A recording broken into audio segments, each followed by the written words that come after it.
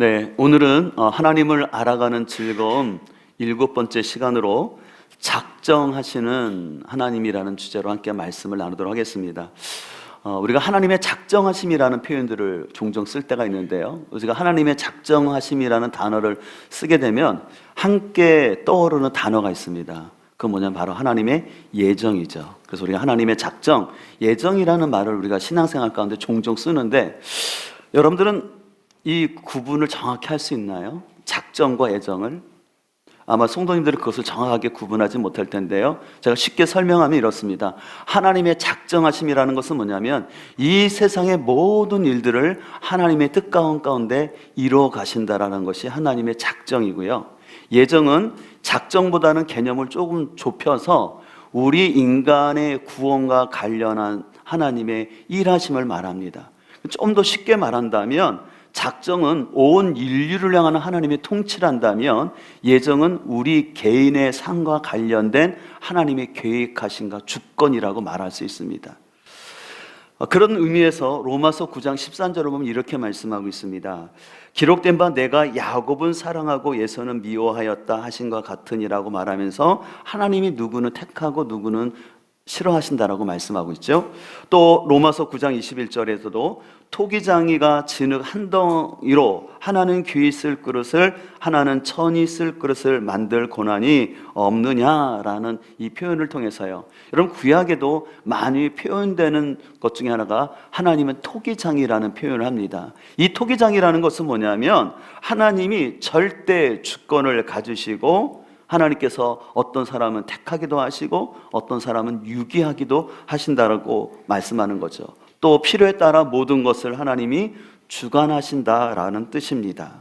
근데 문제는 여기서 문제가 발생해요. 뭐냐면 하나님이 절대 주권을 가지고 누군가는 택하시고 누군가는 선택하지 않으신다면, 만약에 그 사람이 죄를 범하고 지옥 가는 건 그 사람의 선택이 아니기 때문에 그 사람에게 어떤 윤리적인 책임을 물을 수 없는 것 아니냐라는 의문점이 생기고요, 또 하나님이 이 세상을 작정하시고 다 통치하신다면 왜 이 세상에 그렇게 악과 악인들이 형통하고 죄가 많은데 그러면 그거 다 하나님 책임 아니냐라는 의문이 들 수 있다는 거죠.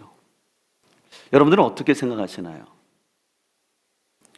그래서 이런 하나님의 주권과 인간의 자유의지에 대한 논쟁은요, 오래된 논쟁이었어요. 이게 왜 오래된 논쟁이냐면 쉽게 말해서 답이 잘 나오기가 어려운 부분이라는 것이죠. 다양한 견해가 있을 수 있다는 것이죠.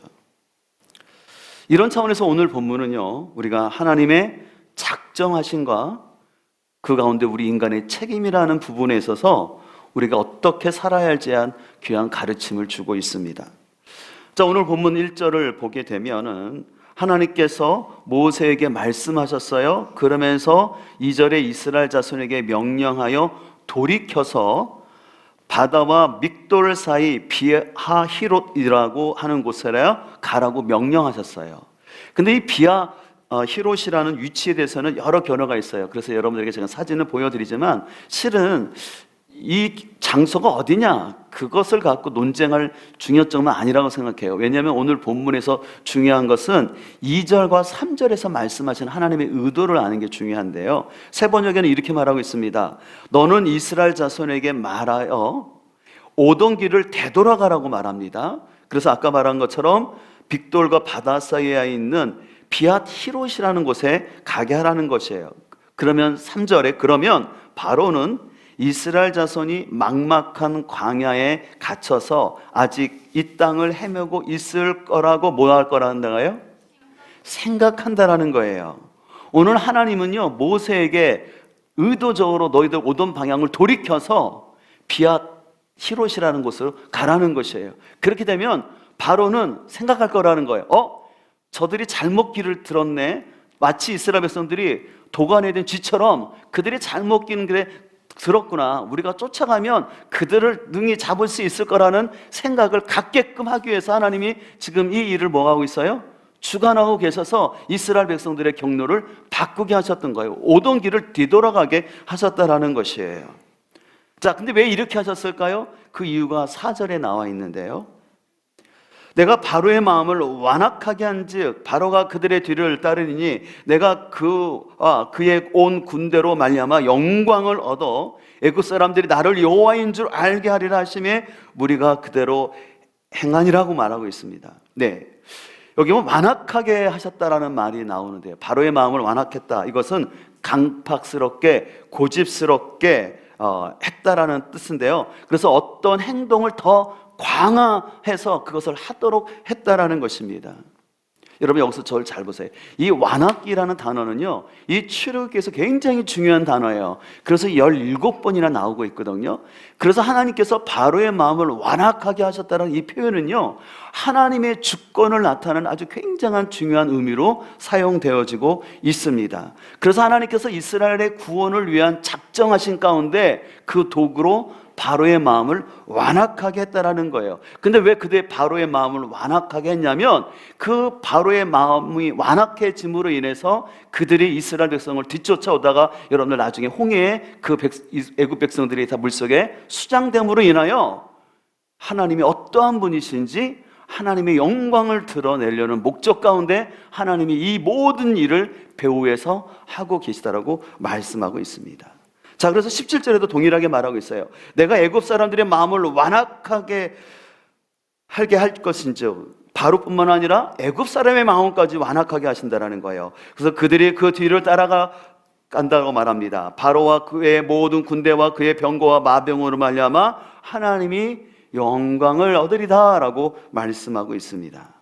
자, 그래서 오늘 본문은요, 하나님의 역사의 주권자로서 이스라엘의 구원을 작정하시고 이를 위해서 바로와 애굽 사람의 마음을 완악하게 함으로 인하여서 결국은 하나님이 영광을 받으시게 하시려고 이 일을 행하고 있다고 말씀하고 있어요. 근데 실은 여기서 이 본문을 읽다 보면은 믿지 않는 사람의 관점에서 아니면 성경을 비판적으로 읽는 사람의 관점에서 볼 때 바로의 마음이 하나님이 완악하게 해서 그가 이스라엘 백성을 뒤따라오거나 아니면 여러분들 출애굽기 읽다 보면 하나님께서 10가지 재앙을 내리실 때 하나님께서 바로의 마음을 완악하게 함으로 인해서 바로가 계속 이스라엘 백성을 내보낼 듯 하다가 안 되모네 하잖아요. 근데 그 배후에 누가 있었다고 그랬어요? 하나님이 바로의 마음을 완악하게 했다고 하지 않습니까? 그러면 어떻게 보면 좀 바로가 불쌍해 보이지 않나요? 여러분들은 너무 착하셔서 그런 생각 안 해주셨는데 전 그런 생각이 좀 들었어요. 아니, 하나님이 바로의 마음을 완악하게 해가지고 내보낼 듯 하다가 하나님이 완악하게 해서 안 내보내고 안 보내고 그래서 결국은 그의 군대가 그냥 홍해 바다에 수장되는데 좀 어떻게 보면 좀 하나님은 좀 얄궂지 않나? 좀 바로 입장에서는 좀 억울하지 않나? 그런 생각이 드는 게 사실입니다. 저만 그런 거 아니죠? 근데 여러분들 이 바로의 완악함은요, 분명히 하나님의 주권 속에서 하나님이 바로의 마음을 완악하게 하신 것도 사실이지만 바로 스스로의 고집으로 인하여서 그가 완악해진 것도 있다는 것을 잘 아셔야 돼요. 왜냐하면 출애굽기 4장 21절과 7장을 보게 되면 이런 말씀이 있는데요. 여호와께서 모세에게 이르실 때 내가 애굽으로 돌아가거든 내가 내 손에 준 이적을 바로 앞에서 다 행하라. 그러나 내가 그의 마음, 그가 누굽니까? 바로지요. 바로의 마음을 완악하게 한즉 그가 백성을 보내주지 아니하리라. 예, 여기서는 하나님이 분명 바로의 마음을 완악하게 하셨어요. 또 7장 3절에도 보면 내가 바로의 마음을 완악하게 하고 내 표징과 내 이적을 애굽 땅에 많이 행할 것이나 바로가 너희의 말을 듣지 아니할 터인즉, 예, 그래서 이 두 구절은 분명히 하나님이 바로의 마음을 완악하게 하셨던 것을 볼 수가 있어요. 근데요, 출애굽기에는 그렇게 하나님이 바로의 마음을 완악하게 한 것뿐만 아니라 바로 스스로가 고집 피우면서 완악해진 사건들이 기록되어 있어요. 그것이 바로 7장 13절에 있는 말씀인데요. 그러나 바로의 마음이 완악하여 그들의 말을 듣지 아니하니 여호와의 말씀과 같더라. 여기서는 바로 스스로가 고집 피우고 있는 거예요. 또 8장 15절에도 그러나 바로가 숨을 쉴 수 있게 됨을 보았을 때 그의 마음을 완강하게 하여 그들의 말을 듣지 아니하였으니 이것도 여호와께서 말씀하신 것 같더라. 예, 이 외에도 아까도 출애굽기는 17번의 완악하게라는 단어가 나온다고 했는데, 그 중에 반 정도는 하나님이 바로의 마음을 완악하게 한 것도 있지만 바로 스스로가 완악해진 경우도 있다라는 것을 알 수가 있어요. 자, 그럼 이런 말씀은 뭘 가르치냐면, 하나님께서 그 착한 바로의 마음을 무자비로 강요해서 그의 마음을 고집세고 완악하게 만들었다는 것이 아니라는 거예요. 원래 그 바로의 마음 속에 견고함과 교만함과 완악함이 있었는데 하나님이 그것을 미리 아시고 그것을 허용하셨다라는 것이에요. 단지 하나님께서는 그 바로에게 자유의지를 주셨기 때문에 그가 어떻게 하려는 걸 미리 하나님은 아셨는데 그것을 허용하셨다라는 거예요. 그래서 이것을 전문적인 표현으로 허용적 작정이라고 해요. 허용적 작정. 그러니까 하나님께서 모든 것을 작정하시지만 어떤 사람이 미리 그것을 하실 것을 아시고 허용적으로 그것을 허락하시는 하나님이라는 뜻입니다. 그래서 여러분들, 존 파인버거라는 트리니티 복음주의 학교의 조직신학자가 아주 중요한 표현을 했어요. 어떤 표현을 했냐면, 비록 어떤 행동이 결정된 것이라고 할지라도 원인이 강요되지 않는 한 그것은 자유로운 행동이다라는 거예요. 그러니까 어떤 사람이 행동할 것이 결정되어 있다라는 거예요. 하나님의 섭리 가운데 하나님 아신다라는 거예요. 근데 그것이 하나님의 강요에 의해서가 아니라 그 사람 스스로의 선택으로 그럴 것이 됐다면 그 책임은 누구한테 있다라는 거예요? 하나님이 아니라 그 사람에게 있다라는 것입니다. 그렇기 때문에 인간의 모든 행위와 그로 인한 결과로 나타난 죄에 대한 책임은 누구에게 있다라는 거예요? 우리 인간에게 있다라는 것을 말씀하는 거예요. 그렇기 때문에 하나님 탓을 할 수가 없다라는 것입니다. 그렇다면 우리는 하나님께서 모든 것을 작정하시고 또 우리의 구원을 예정해 가신다라는, 이거 바로 하나님의 주권을 말하는데, 이런 주권 속에서 과연 우리는 어떻게 살아야 할까요? 우리는 먼저 우리의 삶은 신비와 혼돈이 함께 교차하고 있음을 인정하는 것이 필요합니다. 여러분, 이 말을 잘 기억했어요.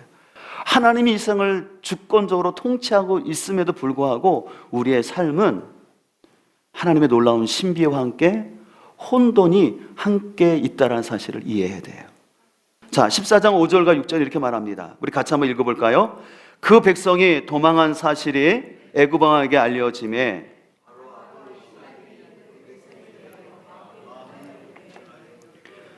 우리가 어찌 이같이 하여 이스라엘을 우리를 섬김에서 놓아 보냈는고 하였고, 바로가 그와 곧 그의 병거를 갖추고 그의 백성을 데리고 갈새. 이 바로는요, 그 장자를 잃어버린 그 충격에서 어느 정도 해소가 되자 신하들과 함께 전차를 이끌고 이스라엘 백성을 뒤쫓아 갑니다. 자, 그랬을 때 출애굽기 14장 8절에 이렇게 말해요. 여호와께서 애굽 왕 바로의 마음을 완악하게 하셨으므로 그가 이스라엘 자손의 뒤를 따랐다고 말합니다. 근데 이스라엘 자손은 담대히 나갔다라고 얘기하고 있어요. 자, 그래서 아까 5절에서 바로의 마음을 변하게 한 것은 바로 스스로가 자기가 완악해진 거고요. 여기 8절에서 바로의 마음을 완악하게 했다는 것은 하나님이 그렇게 하신 것이었어요. 근데 중요한 것은 하나님이 이스라엘의 구원을 향한 작정 속에 섭리 가운데 이 모든 일이 다 지금 진행되고 있다는 사실을 놓치지 않아야 돼요. 근데 문제는 이스라엘 백성들은 이 사실을 알까요? 모를까요? 모르지요. 그러니까 모르다 보니까 이스라엘 백성들은 당연히 불평하면서 나오는 것을 볼 수가 있어요. 자, 그래서 출애굽기 14장 11절 말씀을 세 번역은 이렇게 말씀합니다. 우리 자막을 보고 함께 같이 읽으실까요? 그들은 모세를 원망하여만 말하였다. 이집트에는 묘자리가 없어서 우리를 이 광야에서 끌어다가 죽이려는 것입니까? 우리를 이집트에서 끌어내어 여기서 이런 일을 당하게 하다니 왜 우리를 이렇게 만드십니까? 여러분들은 굉장히 점잖하고 부드럽게 읽으셨는데 지금 이스라엘 백성들이 이렇게 읽었을까요? 아니겠죠. 큰 목소리를 하면서 원망하면서, 아니 저 애굽에 묘자리가 없어서 우리를 여기 데리고 와서 죽이려 합니까? 하면서 막 손을 들고 막 원망하면서 삿대질하면서 이렇게 부르고 있는 상황입니다. 근데 여러분들, 실은 이스라엘 백성들은요, 얼마 전까지만 해도 하나님께서 모세를 통해서 애굽 땅에 10가지 재앙을 내릴 때마다 놀라고 감격하고, 그래서 특별히 마지막 재앙인 그 장자를 죽이는 그 사건을 통해서 와 하고 그들은 담대히 나왔다 그랬어요. 그 당당히 나왔다는 건 손을 들고 나왔다는 거예요. 손을 들고 나왔다는 건 승리했다고, 우리 이겼다고 하면서 기쁨의 힘찬 모습으로 나왔던 그들이었지만, 얼마 가지 않아서 그들은 혼동 가운데 바로가 쫓아온다는 그 전차 소리가 들려지니까 앞에는 홍해로 막혀 있고 뒤에는 바로의 전차 소리가 들려오는데 자기들은 더 이상 피할 곳이 없는 거예요. 그러니까 두려움 속에서 원망과 불평이 나오는 것이었습니다. 오늘 근데 이런 이스라엘 백성들의 원망과 불평은요, 앞으로 있을 하나님의 섭리를 알지 못하고 그들은 단순히 수평적 시선에서만 자신의 길이 꽉 막혔다고 생각했던 것이었어요. 앞에는 바다, 뒤에는 애국 군대, 다 이상 갈 데가 없어요. 그러나 하나님은 수평적 시선이 아니라 수직적 시각에서 보시면서 하나님은 홍해가 열릴 것을 바라보고 계신 줄 믿습니다. 근데 문제는 우리는 이런 하나님의 수직적인 시선이 안 보인다는 거예요.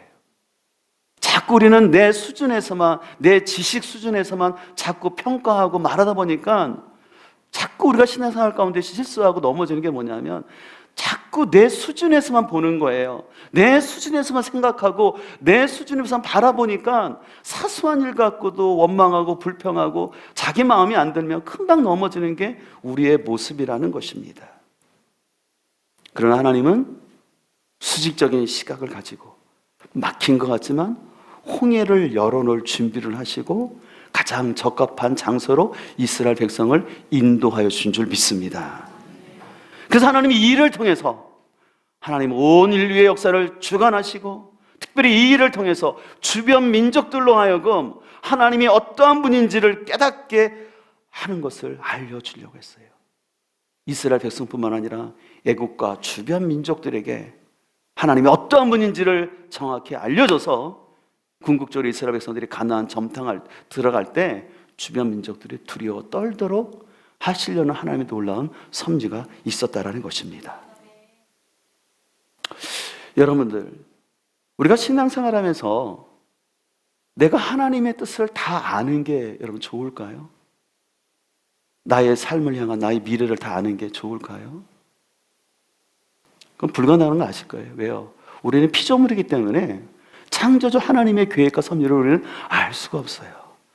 무엇보다 내가 하나님의 뜻을 안다는 건, 다 안다는 건 좋은 게 아니라 오히려 큰 짐이고 우리 감당할 수 없어요. 왜냐하면 저 같은 경우도 제가 하나님의 부르심을 대학교 4학년 때 부르심 받아서 신학을 하고 목회의 길을 가고 있지만, 만약에 그때 하나님 저 부르셨을 때 제가 목회를 하면서 겪어야 할 모든 일들을 보여줬다면 전 진짜 신앙 안 했을 거예요. 진짜 저는 목회 안 했을 것 같아요. 제가 다른 일을 했지. 그렇지만 하나님 부르심이 있었을 때 한 걸음 한 걸음 나아가고 때때로는 어려움도 있지만 지나고 보면 아, 이게 하나님이 인도하셨구나, 하나님이 역사하셨구나, 그것을 깨닫게 되니까 우리가 감당할 수 있는 거죠. 여러분, 가정에서도 그런 것 같아요. 성숙한 부모는요, 자녀들에게 가정의 경제적인 어려움들이나 부부간에 있는 갈등을 다 얘기 안 해요. 왜 안 할까요? 자녀를 사랑하기 때문에 아이들한테 우리 가정이 이렇게 어렵다는 얘기 자꾸 얘기 안 해요. 왜요? 그거 알아봤자 그 아이들 주눅만 들게 하잖아요. 또 결혼 생활하다 보면 부부간에 갈등이 있잖아요. 그럼 애 붙잡고 너희 아빠 때문에 엄마 때문에 이렇다고 얘기 안 하잖아요. 왜 안 해요? 자꾸 그 얘기 들으면 그 아이들 상처가 되고 공부 집중 안 하고 자존감 낮아지니까. 때로는 부부간의 갈등을 숨기는 것이 아니라 그게 지혜로운 거기 때문에, 자녀를 사랑하기 때문에 그런 것들을 때로는 알려주지 않는 거예요. 여러분, 그런 의미에서 어린아이의 행복은 어디 있을까요?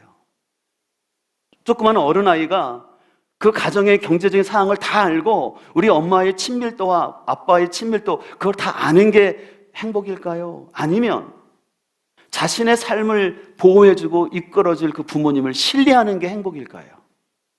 그렇죠? 잘 알지 못하지만 우리 부모님이 나와 함께 하시고 나를 도와주실 거야. 그 부모님을 신뢰하는 게 행복입니다. 이처럼 우리의 신앙의 삶을 보면요, 우리가 다 이해할 수 없는 것이 참 많아요. 그래서 우리 신앙 가운데는 신비와 혼돈이 교차해요. 참 하나님께서 신비롭게 나의 기도를 응답해 주시고 신비롭게 그 고난 가운데 이끌어진 경험들이 있잖아요. 그렇죠? 근데 그것만 있는 것이 아니라 이건 참 이해가 안 돼요. 하나님 왜 우리 자녀에게 이런 문제가 나타나는지, 나의 삶에 왜 사업할 때 이런 사람 만나서 속고, 이해가 안 되는 게 소식이 사실이세요. 근데 이게 교차하는 게 우리의 삶이라는 것이에요. 그렇기 때문에 우리는 이 세상에서 실패할 수 있고요, 믿었던 사람에게 배신당할 수 있고요, 어려움 당하는 게 사실이에요. 근데 그것을 인정하는 것이 지혜인 줄 믿습니다. 내 삶에 어떤 상처와 아픔이 있다고 해서 포기하고 원망하고 갈등과 고통이 있다고 포기하는 것이 아니라 우리의 삶은 신비와 혼돈이 교차하고 혼돈하고 있다는 사실을 우리가 인정하는 것이 지혜로운 삶인 줄 믿습니다. 자, 그렇다면 우리 삶에는 이런 신비와 혼돈이 있는데 어떻게 우리는 살아가야 할까요? 출애굽기 14장 13절을 봅니다. 모세가 백성에게 이르되 너희는 두려워하지 말고 가만히 있어서 여호와께서 오늘 너희를 위하여 행하시는 구원을 보라. 너희가 오늘 본 애굽 사람을 영원히 다시 보지 아니하리라. 여호와께서 너희를 위하여 싸우시리. 너희는 가만히 있을지니라. 오늘 모세는 앞으로는 바다가 막혀 있고 뒤로는 그 바로의 전차 부대가 쫓아오는 그 이해할 수 없는 그 현실 속에서 너희는 가만히 있어 하나님의 행하심을 보라는 주의 음성을 듣게 됩니다. 그래서 여기서 두 번씩이나 반복되는데 너희는 가만히 서서 가만히 있으라고 말하는데, 여기서 가만히 있으라는 것은 무엇일까요? 그냥 아무것도 하지 말고 그냥 운명에 맡기라는 것일까요? 아니면 적극적이고 긍정적인 사고를 가지고 하면 할 수 있다라는 그런 자세를 가지고 살라라는 걸까요? 죄송하지만 둘 다 아니에요. 여기서 가만히 있으라는 것은 뭐냐면 모든 일의 주권이 하나님께 있음을 알고 하나님을 전적으로 신뢰하며 나가는 거예요.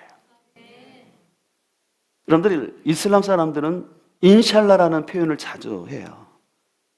모든 것이 신의 뜻이라는 거예요. 그래서 그들은 친구가 약속 시간에 늦어도 뭐라고 하냐면 인샬라. 접속 사과를 내도 뭐예요?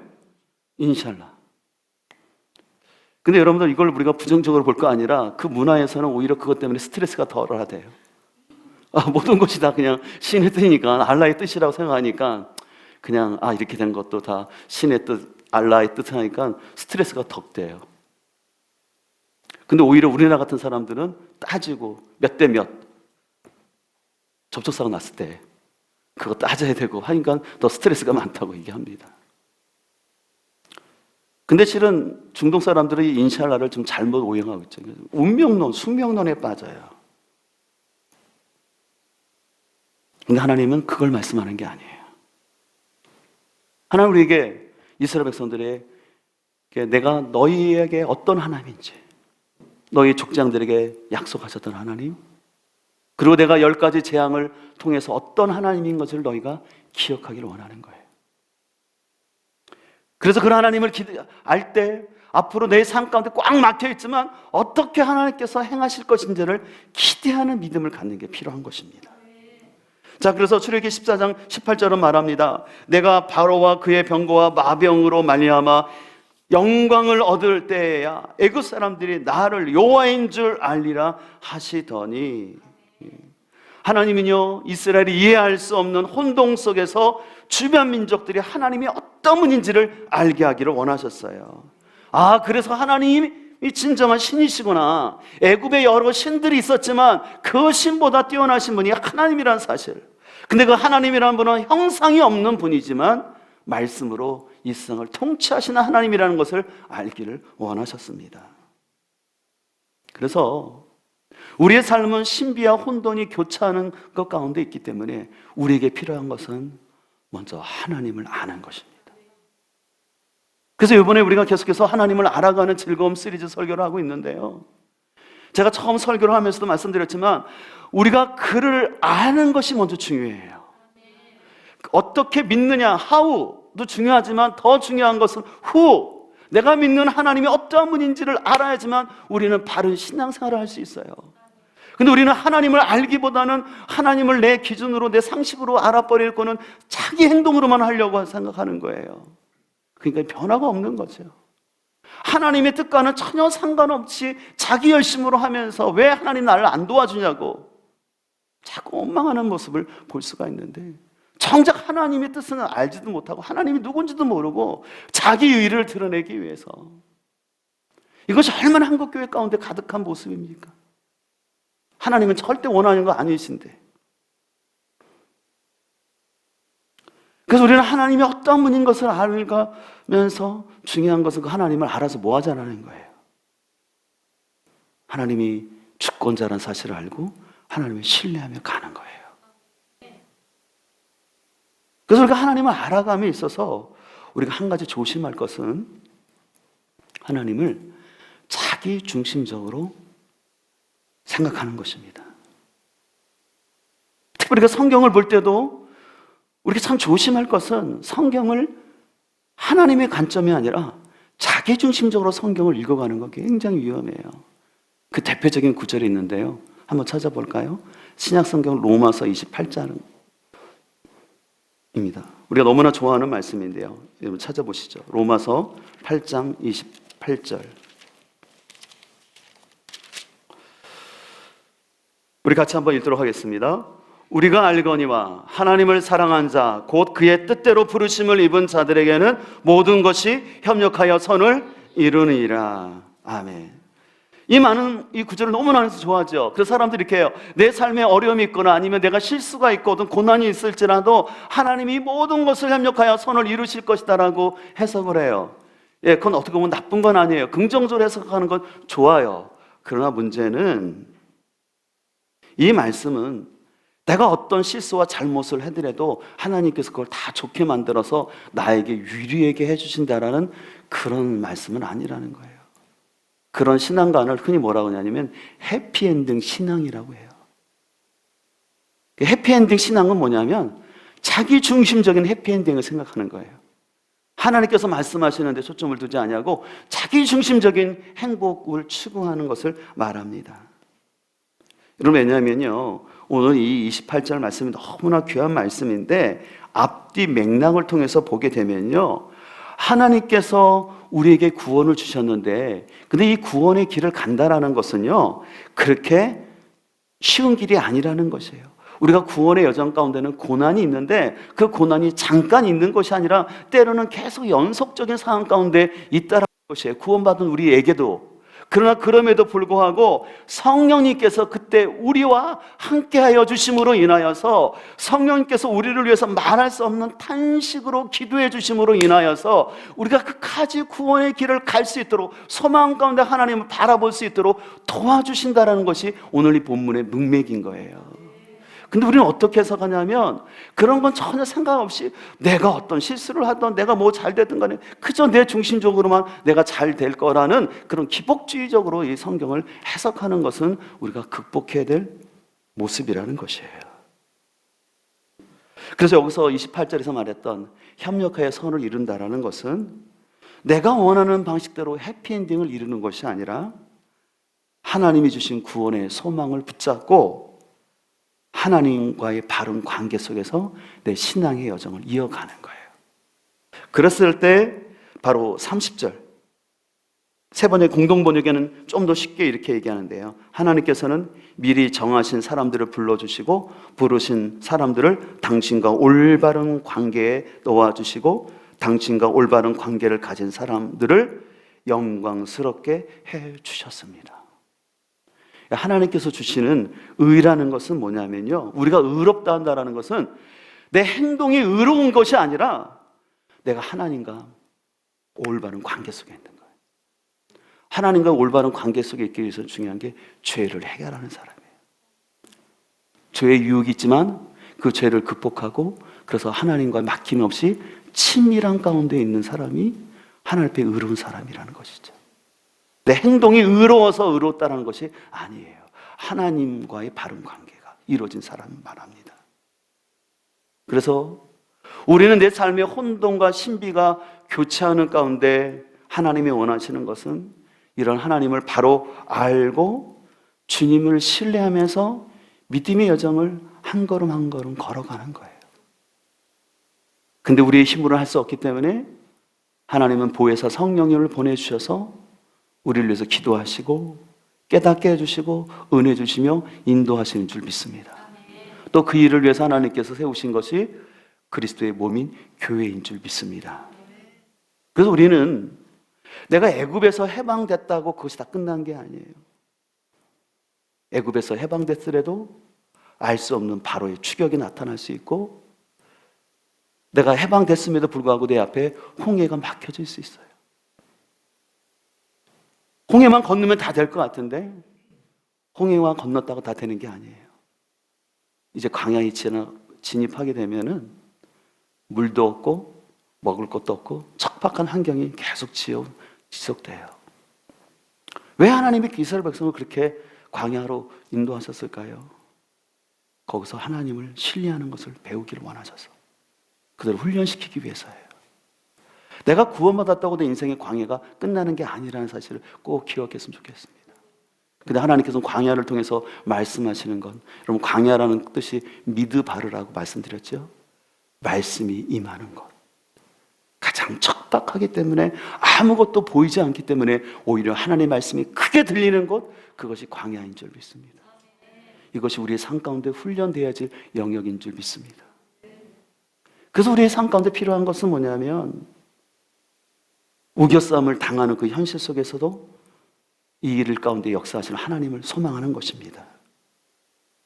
근데 우리가 하나님을 알아가는 가장 큰 은혜의 수단이 있어요. 그것은 하나님께서 우리에게 주신 건데 그것은 말씀과 기도입니다. 그래서 하나님은 하나님의 이 기록된 말씀을 통해서 하나님의 성품이 어떤 건지 하나님이 어떤 분인지를 우리에게 알려주시잖아요. 그래서 디모데후서 3장 16절에 있는 것처럼 모든 성경은 하나님의 감동으로 된 것으로 교훈과 책망과 바르게 함과 의로 교육하기 유익한 것이라고. 하나님의 말씀이 하나님이 누구신지를 알려주잖아요. 그렇기 때문에 우리가 하나님의 말씀을 읽는 훈련이 돼야 돼요. 그냥 내가 읽는 습관대로 막 읽지 마시고요. 하나님을 읽어가는 훈련을 해야 돼요. 그와 동시에 하나님께서 우리에게 주신 큰 은혜의 수단이 기도입니다. 아까 로마서에 말씀하신 건 성령님께서 우리의 연약함과 위기 가운데 있을 때 말할 수 없는 탄식으로 위해서 기도하시는데 오순절날 성령의 임하심으로 인하여서 성령님이 우리 안에 거하실 뿐만 아니라 성령님은 우리에게 하나님의 기도의 은사를 부어주셔서 우리로 하여금 하나님께 기도할 수 있는 힘을 주신 줄 믿습니다. 저는 그런 의미에서 저는 신학적으로 여러 개의 관점들이 있지만 저는 방언 기도하는 걸 굉장히 소망하고 우리 성도들이 많이 하기를 소망해요. 왜요? 내가 한국말로 기도하는 건 짧을 수밖에 없어요. 근데 성령의 힘을 통해서 방언 기도할 때 더 오래 갈 수 있기 때문에. 그리고 제가 기도할 때 가르치는 건 뭐냐면 속으로 제발 기도하지 말라. 입을 벌려서 외치라는 거예요. 그래야 기도의 문이 열리고 기도의 훈련이 되기 때문에 그래요. 지금 은혜 가운데 제자 훈련이 진행되고 있는데요. 지금 1권이 마쳤어요. 이제 다음 주부터 2권으로 들어가는데요. 제가 1권을 마치면서 우리 제자반 학생들에게 그렇게 같이 나눴어요. 우리가 제자 된다는 건 무엇입니까? 결국은 예수님을 닮는 게 제자 아니겠습니까? 그럼 예수님을 닮는 건데 예수님이 무엇을 닮아야 될까요? 바로 예수님은 기도하시는 예수님이었다. 공생의 내내 그 바쁜 중에도 기도하셨고 마지막 제자들에게도 명령하신 게 기도하라고 하신 것처럼 제자란 성경을 딸딸딸 암송하고 외우는 그 차원이 아니라 예수님을 닮아서 기도하는 사람이라. 그래서 그 삶 가운데 기도가 이루어지고 있다면, 기도가 응답되고 있다면 그 삶은 참 복된 삶이다. 하나님과의 막힘이 없어야 기도가 응답되기 때문에. 근데 이것은 지금 제자 훈련 받는 우리 지체들만의 목표가 아니라 우리 공동체의 목표가 될 줄 믿습니다. 제가 지난 수요일 새벽 예배 마치고 이제 말씀을 준비하면서 말씀을 맞춰가면서 그 유튜브 찬양 하나가 올라왔는데 우리 여러분들 진아 찬양이라는 분 아시죠? 이 사진에 보이시는 분인데 이분의 저 찬양을 참 좋아하는데 특별히 이분의 간증을 예전에 들은 적이 없는데 이분의 그 찬양과 간증이 같이 있었어요. 그 간증을 들으면서 굉장히 제가 말씀을 준비하는데 오버랩되면서 많이 은혜가 됐어요. 왜냐하면 이분이 그런 고백을 하거든요. 하나님의 인도하심을 구함에 있어서 때롭고 불안한 거예요. 남편은 하나님 주신 비전에 따라 가는데 나는 그냥 비전 없이 그냥 육아에만 올인하는 게 이게 맞는 건가? 그런 생각도 들고 또 남편을 따라 그 아프리카 어려운 지역에 가는데 이 아이들 아프면 어떡할까? 병원도 열악한 곳이라는데 생각 이상의 모든 기대를 내려놓으라는 곳인데 어떻게 할까? 그 솔직한 두려움이 있잖아요. 근데 그것을 그대로 고백하고 하나님께 기도하면서 한 발자국 한 발자국 나가면서 그래서 그 자매가 마지막으로 불렀던 찬양이 행복이라는 찬양을 부르면서 눈물을 글썽거리는데 제 마음이 좀 아프더라고요. 행복이라는 것은 뭘까? 화려하지 않아도 자기에 주어진 사명을 깨닫고 감당하는 것, 그걸 행복이라고 부르는 그 자매님의 간증이 너무 은혜가 됐어요. 그래서 제가 우리 목자들에게 함께 공유했었는데 혹시 여러분들 못 보신 분들 있다면 여러분 이 진아 이 찬양의 이 간증을 좀 들으셨으면 좋겠어요. 그것을 통해서 우리의 믿음의 여정들을 우리가 함께 한 걸음 한 걸음 나가기를 소망합니다. 말씀을 마치면서 우리는 행복하길 소망합니다. 근데 진정한 행복은 내가 원하는 대로 다 이루어지는 것이 아니라 하나님의 주권과 성품을 바로 알면서 하나님과의 바른 관계 속에서 자신의 사명을 감당하는 것이 행복인 줄 믿습니다. 오늘 이 아침 저는 오늘 성령님을 통해서 여러분에게 좀 도전하고 싶어요. 여러분은 진정 행복한 삶을 살고 있습니까? 여러분들은 지금 하나님을 얼마나 지금 알아가고 교통하고 있나요? 또 하나님을 안다면 여러분은 하나님의 사명을 감당하고 있나요? 단순히 교회 봉사라는 차원이 아니에요. 성령님께서 여러분 마음 가운데 귀한 깨달음 주시길 소망합니다. 그 소망하는 것은 삶의 신비와 혼돈이 교차하는 가운데서 하나님을 의심하기보다는 나를 향하신 하나님의 예정하심을 신뢰하며 믿음에 반응할 수 있는 우리 모두가 될 수 있기를 주의 이름으로 축복합니다.